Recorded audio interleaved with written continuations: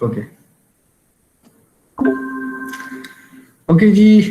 So our next topic is recursion. So what is recursion? How you define recursion? किसी को idea है? Sir एक function का अपने उसी फंक्शन को दोबारा से कॉल करना without any loop, function okay, calling itself again हम एंड क्या अगेन। करते हैं रिकर्जन में, जिस तरह आपने कहा कि हम फंक्शन को कॉल करते हैं, अपने उसी फंक्शन के अंदर दोबारा कॉल करते हैं and so on. So basically this recursion. जो डीएस मलिक साहब हैं, उन्होंने जो रिकर्जन को डिफाइन किया है, तो वो कहते हैं कि the process of solving a problem by reducing it to smaller versions of itself is called recursion. कि अगर आप जो है किसी प्रॉब्लम को सॉल्व करते हैं, the process of solving a problem by reducing it to smaller version of itself, आप क्या करते हैं कि प्रॉब्लम को रिड्यूस करते हैं into smaller version of itself, और फिर क्या करते हैं जब स्मॉलर वर्जन में कन्वर्ट करेंगे, तो जाहिर सी बात है आपको हर एक स्मॉलर वर्जन के लिए दोबारा कॉल करना होगा उसी फंक्शन को, अगर फंक्शन के थ्रू इंप्लीमेंट कर रहे हैं। तो बेसिकली इस तरह की सिचुएशन को जो है डीस मलिक साहब कहते हैं कि this recursion.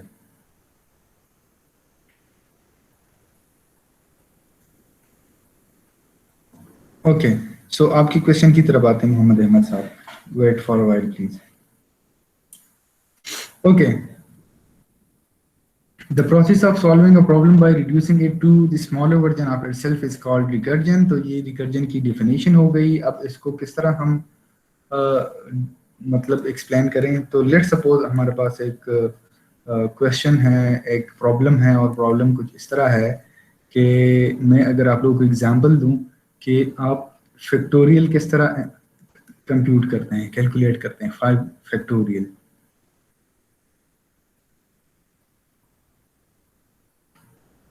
Ji, 5 into 4 into 3 into 2 into 1.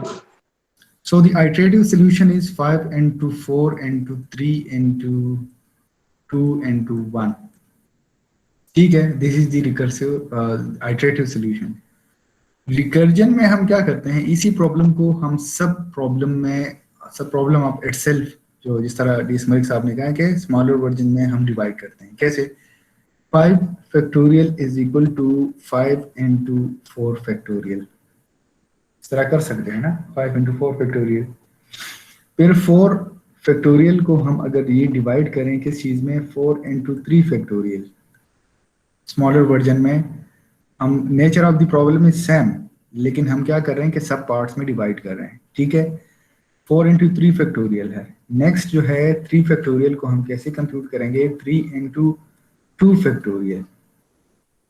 ठीक है, 3 into 2 फैक्टोरियल, 2 फैक्टोरियल को हम कैसे करते हैं, 2 into 1 फैक्टोरियल। और सिमिलरली फैक्टोरियल में 0 फैक्टोरियल किस चीज़ की इक्वल होता है, 0 फैक्टोरियल 1 की इक्वल होता है। तो 1 फैक्टोरियल को हम इस तरह कॉल कर सकते हैं कि 1 into 0 फैक्टोरियल, और 0 फैक्टोरियल जब आएगा हमारे पास 0, तो हम वहाँ से रिटर्न करवाएंगे 1। तो बेसिकली हमने क्या किया है कि इसी प्रॉब्लम को हमने सब प्रॉब्लम में डिवाइड कर दिया है। अगर हमारे पास ओवरऑल 5 फैक्टोरियल था, तो हमने 5 into 4 फैक्टोरियल कर दिया है। ठीक है, यहाँ 5 फैक्टोरियल कॉल की थी हमने, यहाँ पे हमने 4 फैक्टोरियल को कॉल किया है by passing in this 4 only. Assume करें कि this is a function. Okay, जो फैक्टोरियल का साइन है, साइन ऑफ एक्सक्लेमेशन, एज्यूम करें दिस इज अ फंक्शन। यहाँ पे हमने क्या किया जी, 3 के लिए उसी फंक्शन को कॉल किया, यहाँ 2 के लिए कॉल किया, 1 के लिए कॉल किया, 0 के लिए कॉल किया।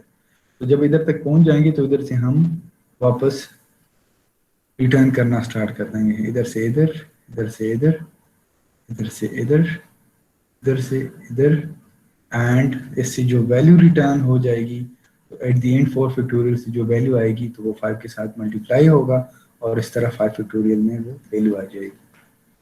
ठीक है, okay. So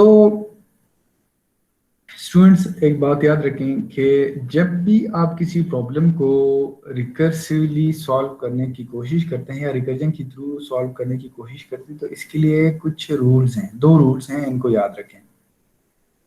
The first rule is you must have one or more base cases. Base case से क्या मुराद? ये मैं आप लोगों को एक एग्जांपल देता हूँ स्टूडेंट्स। आपके पास एक फंक्शन है फन और इसको आप एक नंबर पास कर रहे हैं इंट लेट्स सपोज x, और इसके अंदर मैं क्या करता हूँ कि सी आउट x कर देता हूँ और इसके बाद इस फंक्शन को दोबारा कॉल करता हूँ x के लिए। तो मुझे बताएं जब आप इस फंक्शन को कॉल करेंगे फॉर फन इक्वल फन 10, तो ये कितनी बार आपको 10 नजर आएगा स्क्रीन पे? सर 110 नहीं होगा जी इन्फिनाइट है। 100 टाइम। नो, ये स्टॉप ही नहीं होगा। क्यों? क्योंकि जब आप इन्फिनाइट होगा। इनफाइनाइट मैनी टाइम्स, ये बेसिकली इनफाइनाइट टाइम चलेगा ये फंक्शन, क्योंकि यहाँ पे कोई स्टॉपिंग क्राइटेरिया है नहीं। 10 के लिए कॉल किए तो दोबारा 10 के लिए कॉल कर रहे हैं, फिर 10 10 10 एंड सो ऑन। तो आपको रिकर्सिवली या मतलब इनफाइनाइट मैनी टाइम्स आपको 10 नजर आएगा स्क्रीन पे, तो ये कभी रुकेगा ही नहीं। तो इस तरह की रिकर्जन को स्टॉप करने के लिए हमारे पास एक क्राइटेरिया होना चाहिए, स्टॉपिंग क्राइटेरिया होना चाहिए, जिसको हम कहते हैं base case. So you must have one or more base cases.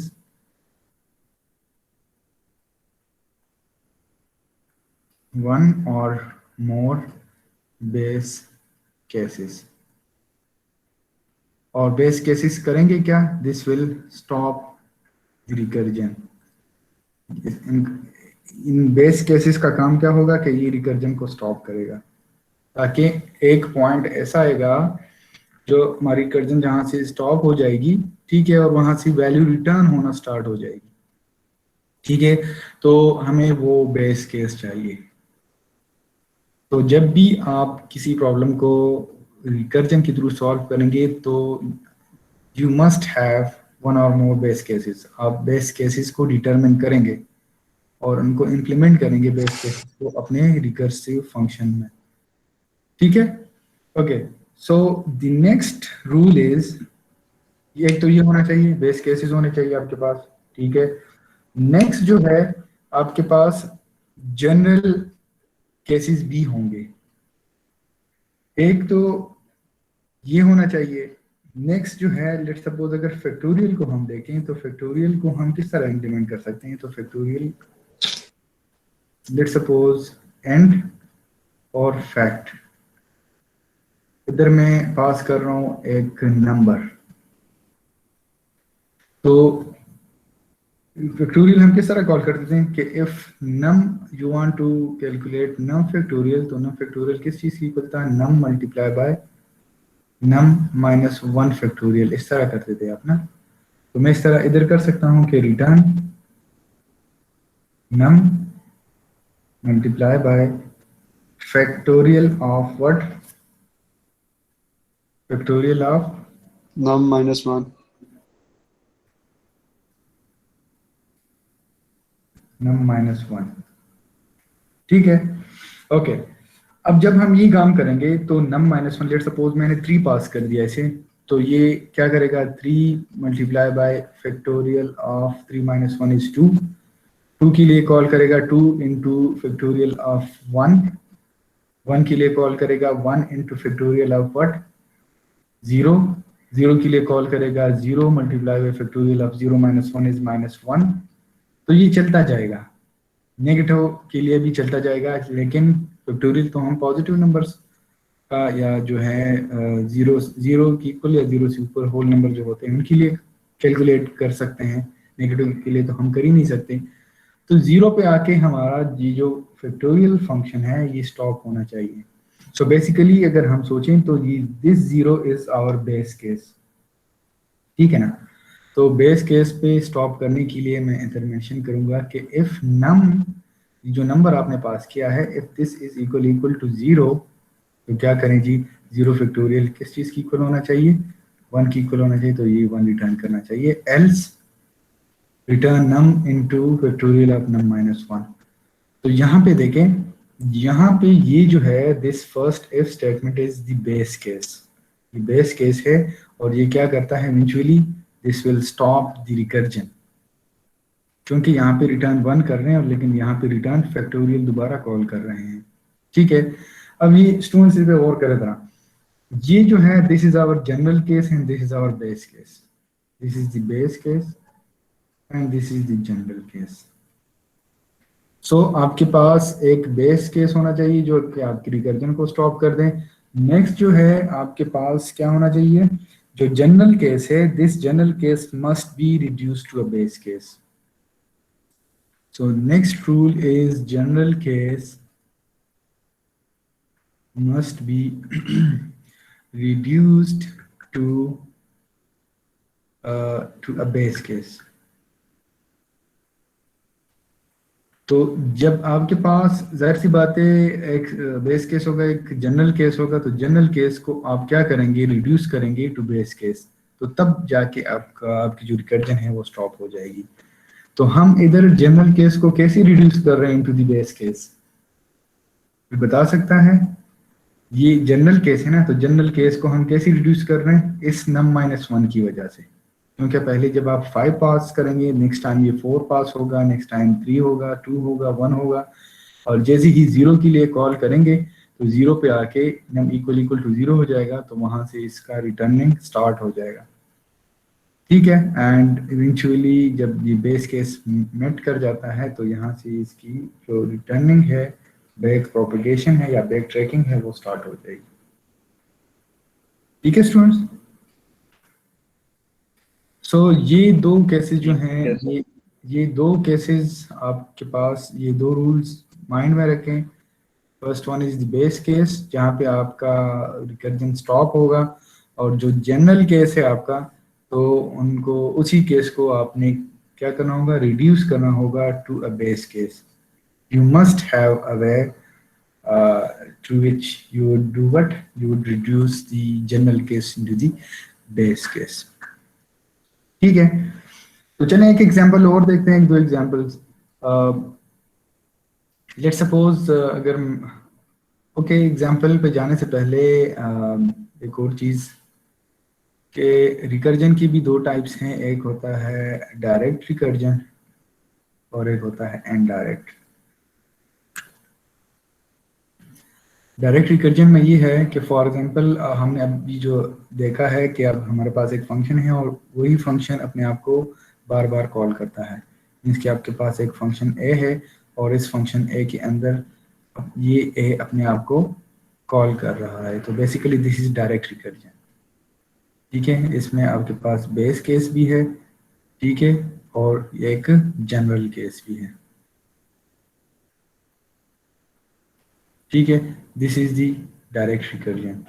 The indirect recursion is कि फॉर एग्जांपल आपके पास ए है, ए कॉल कर रहा है, इसमें बेस केस बी है, ठीक है, ये बी फंक्शन को कॉल कर रहा है, और बी फंक्शन के अंदर अगर आप आते हैं तो चूंकि ये भी रिकर्सिवली अपना रिकर्जन के थ्रू प्रॉब्लम को सॉल्व कर रहा है, तो यहाँ भी बेस केस ही होगा, और एज्यूम करें कि यहाँ ये इस ए को दोबारा कॉल कर रहा है। So this is the indirect recursion. ए अपने आप को डायरेक्टली कॉल तो नहीं कर रहा, लेकिन ए कॉल कर रहा है फंक्शन बी को, और जब हम बी कॉल करेंगे तो बी कॉल करता है क्या जी, ए को, इनडायरेक्टली कॉल कर रहे हैं। So basically this is the indirect recursion. तो इनडायरेक्ट रिकर्जन की जो डेप्थ है वो कुछ भी हो सकती है कि फॉर एग्जांपल ए ने कॉल किया है बी को, बी कॉल करता है सी को, सी कॉल करता है डी को, और फिर डी ए को कॉल करता है। तो इन सारों में बेस कंडीशंस होनी चाहिए, ठीक है, ताकि इवेंचुअली इसको आपने स्टॉप भी करना है ना। ठीक है, तो इस तरह की कंडीशन में और इस तरह की कंडीशन की कुछ एग्जांपल्स हम देखेंगे, ठीक है, और कुछ एग्जांपल सॉल्व करेंगे इनडायरेक्ट और डायरेक्ट रिकर्जन के थ्रू, तो तब आप लोगों को आइडिया हो जाएगा कि कैसे डायरेक्ट रिकर्जन काम करता है और कैसे इनडायरेक्ट रिकर्जन काम करता है। जी, फैक्टोरियल हम देख चुके हैं। फैक्टोरियल में हमने बेस केस भी देखा कि बेस केस क्या है कि आपका जो नंबर है वो इक्वल टू 0 हो जाए, ठीक है, वहाँ पे आपका रिकर्जन स्टॉप हो जाएगा, और नेक्स्ट जो है, नेक्स्ट लेट्स सपोज एक एग्जांपल देखते हैं कि एग्जांपल ये है कि आप एक फंक्शन है void print फंक्शन, और प्रिंट फंक्शन को एक नंबर पास कर रहे हैं, फॉर एग्जांपल int x, और ये आपको नंबर कुछ इस अंदाज में प्रिंट करके दे x, x minus 1, x minus 2, x minus 3 and so on up to 0. What does it mean? कि अगर आप 10 पास करते हैं तो ये 9, 8, 7, 6, 5, 4, 3, 2, 1, 0 इस तरह के नंबर्स प्रिंट करके दें। लेकिन ये काम आपने आइटरेटिवली नहीं बल्कि रिकर्सिवली करना है। तो कैसे करेंगे? इसमें बेस केस, बेस कंडीशन आप पहले डिटरमिन करना होगा आप लोगों ने। So what would be the base case in this situation? आपका आप जो रिकर्जन है, हाँ एग्जैक्टली, तो आपका रिकर्जन जो है वो इधर आके स्टॉप होगा। तो the base case would be if x equal to 0, तो हम क्या करेंगे कि सी आउट 0 कर दे, जस्ट सी आउट x कर दे, x में 0 होगा ना, ठीक है। एल्स, तो यहाँ पे गौर करेगा ना, ये बेस केस इसलिए है कि हम यहाँ दोबारा इस फंक्शन को प्रिंट को कॉल नहीं कर रहे हैं। एल्स में हम क्या करेंगे जी? तो प्रिंट x, पहले तो हमने सी आउट करना है ना, तो सी आउट करेंगे x को, और प्रिंट क्या करेंगे जी? आपने क्या फरमाया? प्रिंट x माइनस 1 या माइनस माइनस x हम कर सकते हैं, ठीक है ना। अगर आपने इससे पहले कहा कि प्रिंट x कर दें, तो अगर हम इस माइनस माइनस x की जगह x कर देंगे तो अगेन ये बेस कंडीशन मेट नहीं कर पाएगा। इसकी वजह क्या है? क्योंकि प्रिंट x इसलिए कहा था वो सी आउट को मैं सॉरी प्रिंट x कहा था, उसके बाद मैंने यही कहना था। मैंने कोई इशू नहीं, मैं जस्ट एक चीज को एक्सप्लेन करने लगा हूं। अगर इधर आप जस्ट x को पास करेंगे, ठीक है, तो होगा क्या?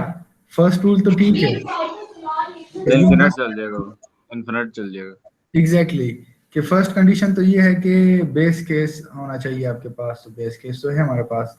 सेकंड रूल में क्या था कि आपके पास जो जनरल केस है उसको आप रिड्यूस करेंगे इनटू द बेस केस।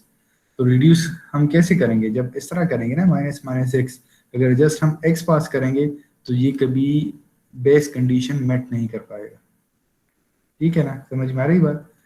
तो जब हम माइनस माइनस एक्स करेंगे देन यू विल सी, अगर आप 5 पास करते हैं तो आप स्क्रीन पे देखेंगे 5, 4, 3, 2, 1 एंड 0, ठीक है। तो ये समझ आ गई ये बात? जी सर आ गई। Yes sir.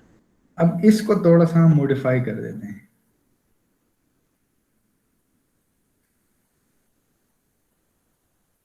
इसको मॉडिफाई ऐसे करते हैं, आपने मॉडिफाई करना है और मुझे बताना है।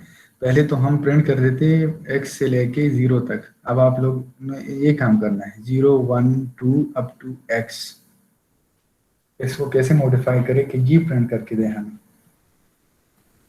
सर हम इसका बेस केस 10 बना देंगे और मतलब उसको माइनस माइनस करते हैं।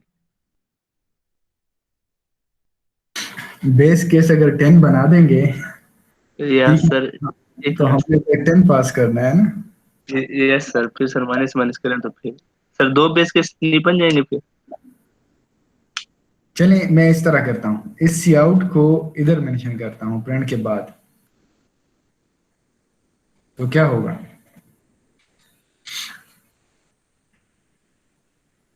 जी सर फिर तो एक कम ही मतलब से आउट होगा, लाइक 10 करते हैं तो फिर वो 9 होगा सी तो आउट। वो पहले तो फिर रुक जाएगा।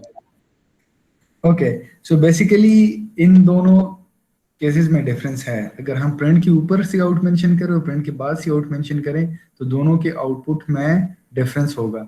पहले वाला जो है the first case see out, ये जो प्रिंट से पहले हम सी आउट कर रहे हैं, तो ये आपको ये प्रिंट करके देगा x minus 1 up to what, up to 0।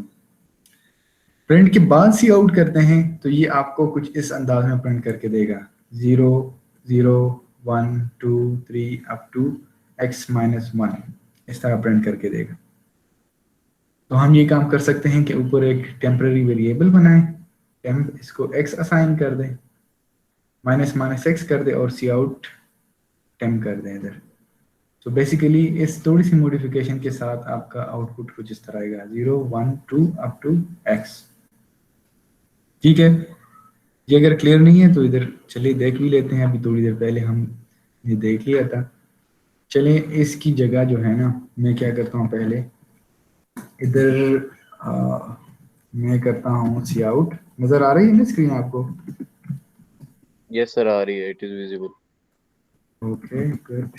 So print, और इधर मैं करता हूँ जी माइनस माइनस 9। इसके आउटपुट में देखते हैं और दूसरे आउटपुट में देखते हैं कि क्या डिफरेंस है।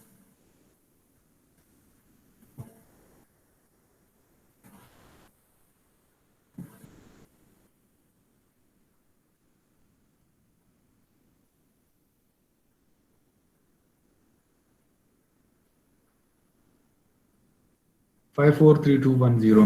ठीक है, तो ये रिवर्स हम प्रिंट कर रहे हैं हमें। ठीक है, इट्स ओके।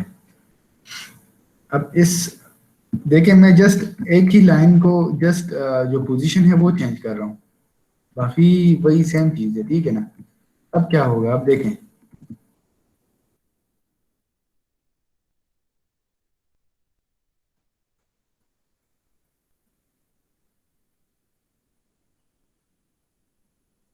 अब जी 0 0 1 2 3 4 ये हो रहा है। कोई बता सकते हैं कि ये क्यों इस तरह हो रहा है?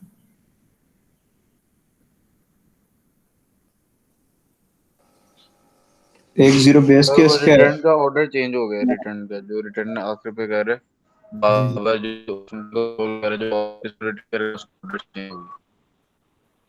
सर अच्छा, एक जोन सा है वो जीरो वाला बेस के जोन सा है x इज इक्वल टू 0, उसके अंदर सी आउट x वाला जीरो एग्जैक्टली। प्रिंट हो रहा है। तो चलें, जिनको समझ नहीं आया देख लेते हैं।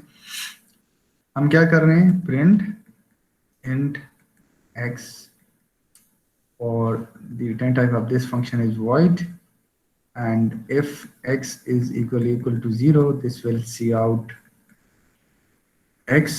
okay, else में हम क्या कर रहे हैं, else में हम प्रिंट कर रहे हैं क्या जी,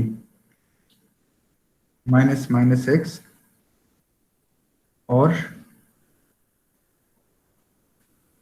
सी आउट एक्स, ये काम कर रहे हैं ना, यही है ना?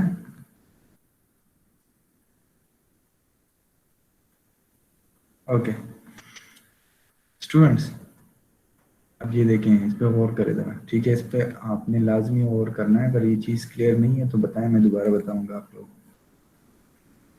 मैं प्रिंट कॉल करता हूँ प्रिंट 5 के लिए।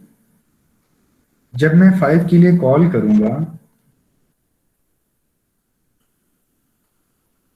तो ये कंडीशन तो मेट ही नहीं होगी ना कि 5 इक्वल टू 0 नहीं है। तो ये क्या करेगा, प्रिंट माइनस माइनस 6 मीन्स के हम कॉल करेंगे इस स्टेटमेंट को, एल्स वाली स्टेटमेंट है। और एल्स में क्या है, एल्स वाली स्टेटमेंट को ये काम करेंगे, प्रिंट 4 और इसके बाद एक स्टेटमेंट है सी आउट एक्स, और सी आउट एक्स में क्या है जी, माइनस माइनस एक्स कर देंगे तो 4 प्रिंट होगा ना। ठीक है, तो मैं जस्ट वैल्यूज के थ्रू रिप्रेजेंट कर रहा हूँ इसको। तो जब प्रिंट 5 कॉल करेंगे तो आप आएंगे इस एल्स कंडीशन में, और एल्स कंडीशन में सी आउट जो है वो क्या प्रिंट नहीं होगा अभी, क्योंकि प्रिंट जब आप कॉल करेंगे 4 के लिए तो इट मींस के दोबारा आप इस एल्स कंडीशन में एंटर होंगे। जब दोबारा इस एल्स कंडीशन में एंटर हो जाएंगे तो आपके पास केस कुछ इस तरह बन जाएगा भाई, एल्स में जब आएंगे ना दोबारा। ठीक है, तो ये होगा प्रिंट माइनस माइनस 4 है ना, तो माइनस माइनस 4 क्या है, 3, और सी आउट क्या होगा जी, सी आउट 3 होगा, क्योंकि एक्स में अब वैल्यू 3 है। लेकिन सी आउट अभी जो है हम मैंने इधर से एरो पे गौर करे जरा, एरो कहाँ से स्टार्ट हो रहा है, प्रिंट पे स्टार्ट हो रहा है। ठीक है ना, एल्स में आ गए, प्रिंट 3 हो गया, सी आउट अभी नहीं हुआ 3। प्रिंट 3 जब कॉल करेंगे तो आप नेक्स्ट कॉल की तरफ चले जाएंगे और नेक्स्ट कॉल में अगेन एल्स पे आएंगे, इस प्रिंट फंक्शन के एल्स में आएंगे और प्रिंट करेंगे क्या जी, प्रिंट करेंगे आप 2, माइनस माइनस 6 है 2 और सी आउट 2 है। ठीक है ना, ओके, सी आउट 2 है, लेकिन अब प्रिंट 2 के बाद सी आउट 2 नहीं हुआ। सी आउट 2 प्रिंट 2 कॉल होगा और प्रिंट 2 कॉल करेंगे तो नेक्स्ट एल्स में एंटर हो जाएंगे और उसके अंदर क्या है जी, print --2 which is equal to what, 1। और इसके बाद सी आउट है जी क्या, सी आउट है 1। क्योंकि ये देखें, मैं ये कॉपीज क्यों बना रहा हूँ, क्योंकि हम ऑलरेडी पढ़ चुके हैं कि जब भी आप किसी फंक्शन को कॉल करते हैं तो स्टैक पे कॉपी बनती है। तो प्रिंट जितनी बार अपने आप को कॉल करेगा तो उतने कॉपीज बनेंगे स्टैक पे। तो ये सारे कॉपीज, ये जो बन रहे हैं ना, ये सारे कॉपीज, तो ये एज्यूम करें कि ये स्टैक पे बन रहे हैं। तो जब आप प्रिंट 1 कॉल करेंगे तो अभी सी आउट नहीं हुआ, प्रिंट 1 कॉल करेंगे लेकिन आप एंटर हुए हैं इस एल्स में। समझ में आ रही बात ना? प्रिंट 1 के बाद आप माइनस प्रिंट करेंगे तो आप क्या करेंगे, आप कॉल करेंगे print 1 is not equal to 0 ना, तो दोबारा एल्स में एंटर हो जाएंगे, एल्स में एंटर हो जाएंगे और इधर आप प्रिंट करेंगे व्हाट, -1 मींस 0 और इसके बाद सी आउट क्या है जी, सी आउट 0 है। तो अब यहां से गौर करें स्टूडेंट्स, पूरी लंबी कहानी है ना। देखें, जब आप प्रिंट 0 के लिए कॉल करेंगे तो पहले फंक्शन कॉल खत्म होगी ना, तब इसकी नीचे वाले स्टेटमेंट्स एग्जीक्यूट होंगे। ये तो याद है ना आप लोगों को, जब भी आप फंक्शन कॉल करते हैं फंक्शन की एग्जीक्यूशन खत्म होगी, उसके बाद आपका कंट्रोल जब इधर आएगा जहां से आपने फंक्शन कॉल किया है तो उसके नीचे वाले स्टेटमेंट्स एग्जीक्यूट होंगे। तो जब आप प्रिंट 0 करते हैं तो प्रिंट 0 आपने 0 पास किया, तो यहाँ प्रिंट फंक्शन के अंदर आके जब आप x इक्वल टू 0 हो गया तो एक 0 इक्वल टू 0, 0 इक्वल टू 0, तो सी आउट क्या करेगा जी, सी आउट करेगा 0, ठीक है ना। तो सी आउट जब करेगा, ये आपके पास ये स्टेटमेंट पहले एग्जीक्यूट होगी, ये फंक्शन प्रिंट करेगा क्या जी, 0 प्रिंट करके देगा, ठीक है ना, दिस विल प्रिंट 0। अब इस प्रिंट फंक्शन की कॉल खत्म होगी तो तब इसकी नीचे वाली स्टेटमेंट एग्जीक्यूट होगी और वो क्या है, सी आउट 0, तो एक और 0 प्रिंट होगा,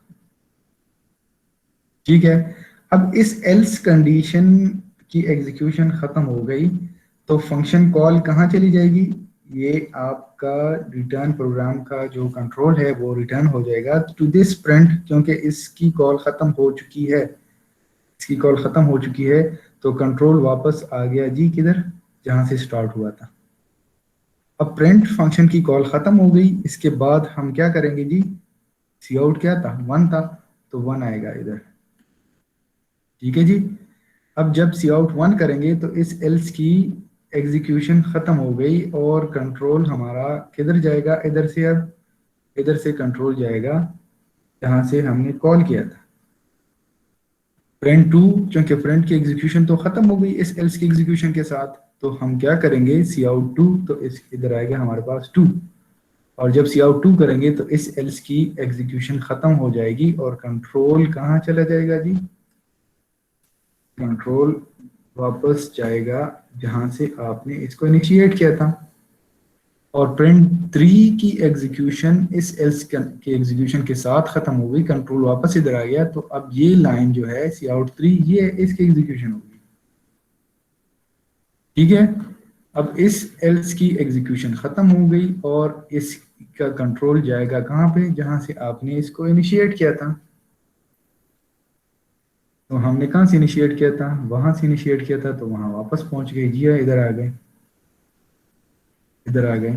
और प्रिंट 4 की एग्जीक्यूशन तो खत्म हो गई ना इन सारे कॉपीज के एग्जीक्यूशन के साथ, तो एट दी एंड हमारे पास क्या प्रिंट हो जाएगा, सी आउट 4, तो इधर आएगा हमारे पास 4, तो इवेंचुअली हमारे पास आउटपुट में ये आएगा 0 0 1 2 3 4, 4 प्रिंट हो जाएगा। तो जब 4 प्रिंट हो जाएगा तो इट मीन्स के कॉल कहाँ से इनिशिएट हुई थी, इधर से ना, तो इधर से कॉल कहाँ चली गई, इधर, इट मीन्स के प्रिंट 5 की एग्जीक्यूशन इख्तिताम को पहुंच गई। सो आई होप ये वह जो है, ये तरीका जो है ये हेल्पफुल होगा आप लोगों के लिए, और आप लोगों को ये चीज़ समझ आ गई होगी कि कैसे हम कॉल करते हैं और रिकर्जन में होता क्या है। तो ये चीज़ क्लियर है भाई? सर वो वापस क्यों जा रहा था? क्योंकि जब आप प्रिंट फंक्शन एक फंक्शन को कॉल करते हैं तो वापस आएंगे कि नहीं, कंट्रोल आएगा इधर कि नहीं। एज्यूम करें ये देखें, इस वजह से आपके पास ए है और ये कर रहा है जी सी आउट। लेट सपोज आपने इसको एक नंबर पास किया, आपके पास एक फंक्शन है इंट ए, और इधर आप क्या कर रहे हैं, इंट नहीं बल्कि इसको मैं अवॉइड कर देता हूँ, इंट x है, और ये क्या करेगा, ये इधर एक और फंक्शन को कॉल करेगा इसी x को पास करके या माइनस माइनस x को पास करके, और इसके बाद जो है सी आउट क्या करता है जी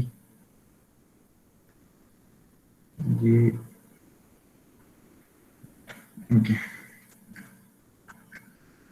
लेट मी रिस्टार्ट।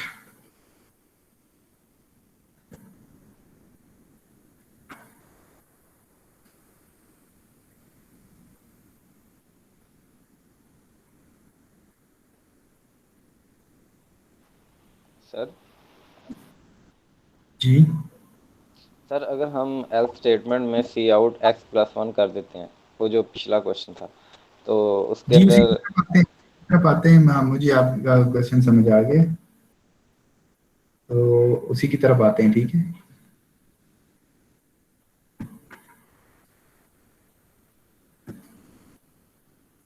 ओके जी, तो इधर हम क्या कर रहे हैं, इधर मैं माइनस माइनस एक्स को पास कर रहा हूँ और इधर सी आउट एक्स कर रहा हूँ, और इधर बी के अंदर मैं क्या कर रहा हूँ जी, बी के अंदर एक और फंक्शन है वॉइड बी, और बी के अंदर आके मैं क्या कर रहा हूँ, सी आउट जो नंबर मैंने पास किया है उसी को प्रिंट कर रहा हूँ, दिस इज एंट एक्स, ठीक है। तो अब देखें, जब मैं A5 करूंगा तो होगा क्या, इधर आपने 5 पास किया ना, तो B को आप कॉल कर रहे हैं माइनस माइनस एक्स के साथ, मीन्स के B को आप 4 पास कर रहे हैं। तो पहले मुझे बताएं कि B की एग्जीक्यूशन होगी या सी आउट होगा। बी की एग्जीक्यूशन। एग्जैक्टली, आपने इस फंक्शन को कॉल किया है B को, जब आपने B को कॉल किया है तो आपके पास आएगा सी आउट एक्स, और एक्स में क्या है जी 4, और बी की एग्जीक्यूशन कहाँ पे आगे खत्म हो गई, इधर ना। बी की एग्जीक्यूशन इधर से इनिशिएट हुई है, इधर इसकी एग्जीक्यूशन खत्म हुई है, तो वापस आपका प्रोग्राम का कंट्रोल इधर आएगा कि नहीं आएगा। ये तो सिंपल सी बात है, जब आपके प्रोग्राम का कंट्रोल वापस इधर आएगा तो उसके बाद ये वाली स्टेटमेंट एग्जीक्यूट होगी जिसमें क्या है सी आउट एक्स, और एक्स की वैल्यू क्या है 4, तो आपको 2 बार 4 नजर आएगा, और सिमिलरली यहाँ से इस की एग्जीक्यूशन खत्म हो जाएगी यहाँ इसके साथ, ठीक है। लेकिन यहाँ पे हम क्या कर रहे हैं, बार बार कॉल कर रहे हैं ना, तो फॉरवर्ड पासेस हैं, तो एट दी एंड जब आपका बेस कंडीशन मेट कर जाता है तो वहां से आप रिटर्निंग स्टार्ट करते हैं, क्योंकि ये कॉपीज बन रही है ना। अज्यूम करें कि ये फंक्शन तो एक ही है, लेकिन जितनी बार आपने कॉल किया है उतनी बार स्टैक पे इस फंक्शन की कॉपीज बनेंगी, और हर एक की एग्जीक्यूशन जो मोस्ट रीसेंट फंक्शन है उसकी एग्जीक्यूशन खत्म होगी, रिटर्न होगा टू दिस, फिर इधर आएगा जी, इसकी एग्जीक्यूशन खत्म होगी, फिर इधर आएंगे, इसकी एग्जीक्यूशन खत्म होगी, फिर इधर आएंगे, इसकी एग्जीक्यूशन खत्म होगी, और फिर कंट्रोल उधर आएगा जहां से हमने इनिशिएट किया।